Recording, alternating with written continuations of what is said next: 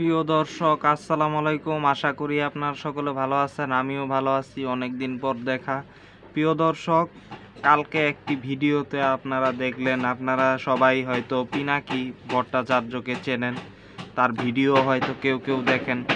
তো একটি ভিডিওতে দেখলেন কালকে যে রুমিন ফারহানা, তার বিষয়ে পিনাকি একদম বিস্তারিত ভিডিও বানিয়েছে যে সে প্রচুর পরিমাণের বাড়াবাড়ি করার পরই এই ভিডিওটি পিনাকিদা বানাতে বাধ্য হয়েছে। বিশেষ করে রুমিন ফারহানা দীর্ঘদিন ধরে বর্তমান যে সরকার, এই সরকারের অতিরিক্ত মাত্রাতিরিক্ত সীমা লঙ্ঘনের মতো কথাবার্তা এবং সমালোচনার একটা লিমিট থাকে, কিন্তু সেটার লিমিট ক্রস প্লাস শেখ মুজিবের ৩২ নম্বর বাড়িটা যে ভাঙা হয়েছে সেটিকে নিয়ে মন্তব্য, বিশেষ করে সেটাকে মববাজি বলার পরই রুমিন ফারহানার বিষয়ে পিনাকিদা অবশেষে একটি ভিডিও তিনি দিলেন এবং সেখানে দেখা গেল রুমিন ফারহানা এক এক সময় এক এক কথা বলে এবং এক এক সময় এক এক রকম পজিশন নেয়।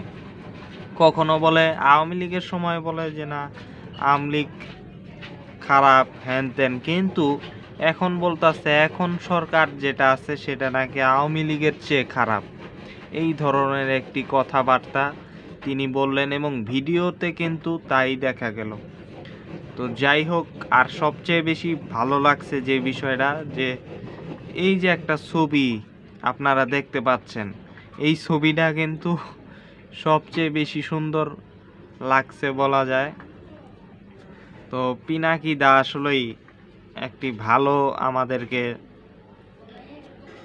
আর্ট দেখালেন, কারণ এটা দরকার ছিল। অনেকবার ইলিয়াস ভাই অনেকবার সতর্ক করছে, তারপরেও এই রুমিন ফারহানা থামে নাই এবং বিভিন্নভাবে তিনি আওয়ামী লীগের বিষয়ে, তিনি একজন বিএনপির নেতা, তিনি আওয়ামী লীগের বিষয়ে কি না কি এইসব ব্যাপারে কথা না বললেও চলতো, কিন্তু এইসব ব্যাপারে তার বেশি মাথা ঘামানো এবং ছাত্রদের বিষয়ে বেশি অতিরিক্ত বিষোদ্গার, এগুলি কিন্তু শেষ পর্যন্ত তাকে ক্ষতিগ্রস্তই করলো।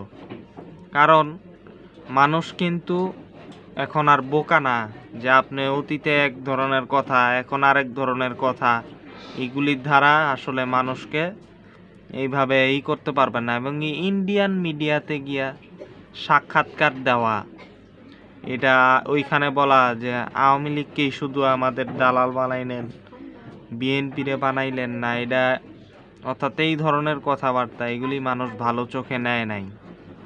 তো যাই হোক, অবশেষে মুখোশ খুলছে, পিনাকিদা মুখোশ খুলে দিলেন রুমিন ফারহানার।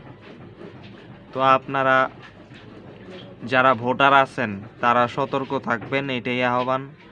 আল্লাহ হাফেজ।